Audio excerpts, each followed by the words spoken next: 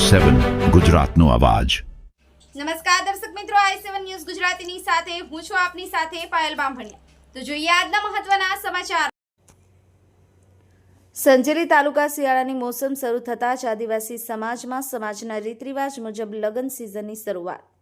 મળતી માહિતી મુજબ તારીખ 30/11/2025ના રોજ કાળિયા ગામના રહીશ નિસરતા મોહનભાઈ PSI LIB દાહોદની દીકરીનું આદિવાસી ભીલ સમાજના બંધારણ મુજબ ગ્રંથિ જોડાયા હતા, જેમાં પોતાની દીકરીની કંકુના ટીલ દાન કરી અને ભીલ સમાજને એક ઉત્તમ ઉદાહરણ પૂરું પાડ્યું છે। આદિવાસી સમાજમાં લગ્નની શરૂઆત થઈ ચૂકી છે, ત્યારે ભીલ સમાજ દાહોદ દ્વારા આદિવાસીઓમાં ચાલતા કુરિવાજોના દૂષણો દૂર કરવાના પ્રયત્ન કરી રહ્યા છે। ત્યારે મોજી કાળિયા ગામના રહીશ નિસરતા મોહનભાઈએ પોતાની દીકરીની સંતરામપુર તાલુકાના લીલવાસર ગામે કટારા પરિવારમાં કંકુના ટીલે લગ્ન કરવા પોતાની સહમતિ દર્શાવી હતી અને એક ભીલ સમાજના બંધારણનો અમલ કરતો દાખલો પૂરો પાડ્યો હોવાનું જાણવા મળ્યું છે। લગ્ન સાદગાઈથી કરવા અને આજે વરપક્ષ તરફથી આવનાર મહેમાનોને આરતી વધામણું અને કંકુના તિલક કરી અને આવકારવામાં આવ્યા હતા અને કન્યા પક્ષેથી વરને ચાંદીનું પોરિયું પહેરાવી અને ચાંદલો કરવામાં આવ્યો હતો। મોહનભાઈ નિસરતા દ્વારા જણાવ્યું હતું કે મારી બધી દીકરીઓને હું કંકુના ટીલે લગ્ન કરી આપીશ અને ભીલ સમાજના બંધારણનું ચુસ્તપણે પાલન કરીશ। ખોટા ખર્ચાઓથી પર રહી અને વરપક્ષને ખોટા ખર્ચે ના ભરાવા નહીં દેવાની તેમની નેમ જોવા મળી હતી અને મોટી સંખ્યામાં લોકો જોડાયા હતા। બ્યુરો ચીફ કાળુભાઈ ડામોર સાથે કેમેરામેન સેનસિંગ બારી, i7 ન્યૂઝ ગુજરાતી, દાહોદ। નિસરતા સાહેબ, આજે આપની બેબીનું અહીં કયું ગામ છે સાહેબ? લીલવાસર ગામે જ્યારે આ સગપણ ગોઠવ્યું છે ત્યારે તમે આ બેબીનું આપણે જે આદિવાસીના ઘણા ખરા કુરિવાજો છે, તો કુરિવાજો પ્રમાણે તમે એમ કે એમનું દહેજ દાપો લેવાના કે પછી કંકુના કન્યાએ તમે તમારી છોકરીને આપવાના છે, તેમાં જો આપવાના હોય તો તમે આદિવાસી સમાજને કયો સંદેશો પૂરો પાડવા માંગો છો? થોડુંક જરાક જાણકારી આપશો?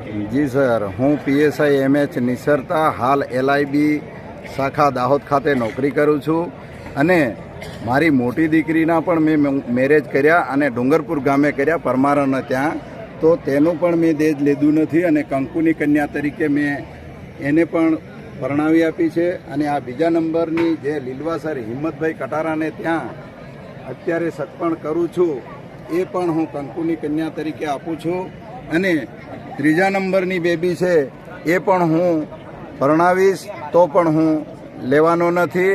અને સમાજના વડીલોને અને ભાઈઓને એ જ કહેવા માંગીશ કે ખરેખર આપણે આપણી દીકરીને જે પણ દહેજ લઈએ છીએ એ વેચી કહેવાય છે, એટલા માટે હું બધા જ ભાઈઓને અપીલ કરીશ કે જેટલું બને એટલું દીકરીને આપવાનું રાખવું જોઈએ અને દીકરીને કંકુની કન્યા કરીને આપીશું તો આપણો સમાજ આગળ વધશે। જય હિન્દ, જય ભારત।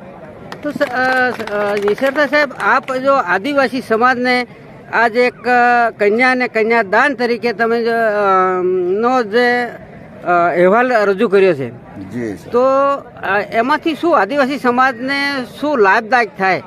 એમાં લાભદાયક તો એટલો થાય કે દીકરીને આપણે જો દેશદાપુ લઈને એને પરણાવી આપીએ ને તો સામાવાળી પાર્ટી પાસેથી કદાચ રૂપિયા નીકળ્યા ન નીકળ્યા અને 7 તોલા 8 તોલા અને 2 લાખ 5 લાખ રૂપિયા લઈને એ કરતા હોય તો આપણી સામેવાળા પક્ષ એના ઘરમાં એટલો રૂપિયો ન હોઈ શકે અને એ વેપારીને ત્યાંથી લાવી અને વ્યાજવા કાઢતો હોય, જમીન મૂકતો હોય, આવું તેવું કરીને એને પરણાવતા હોય, એટલે સામાવાળા પક્ષે આપણી દીકરી જાય ત્યારે દુઃખી થતી હોય, એના લીધે આપણે ખરેખર કંકુની કન્યા કરીને આપવું જોઈએ અથવા તો દહેજ ઓછું કરીને લેવું જોઈએ।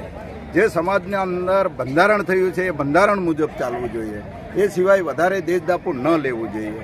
એ સંદેશો પહોંચાડવા માંગુ છું મારા આદિવાસી ભાઈઓને। તો આ હતા i7 ન્યૂઝ ગુજરાતી, દાહોદ જિલ્લા ચીફ બ્યુરો કાળુભાઈ ડામોર। આપ સૌને હું આ લીલવાસર ગામે હાર્દિક શુભકામના પાઠવું છું। જય હિન્દ, જય ભારત।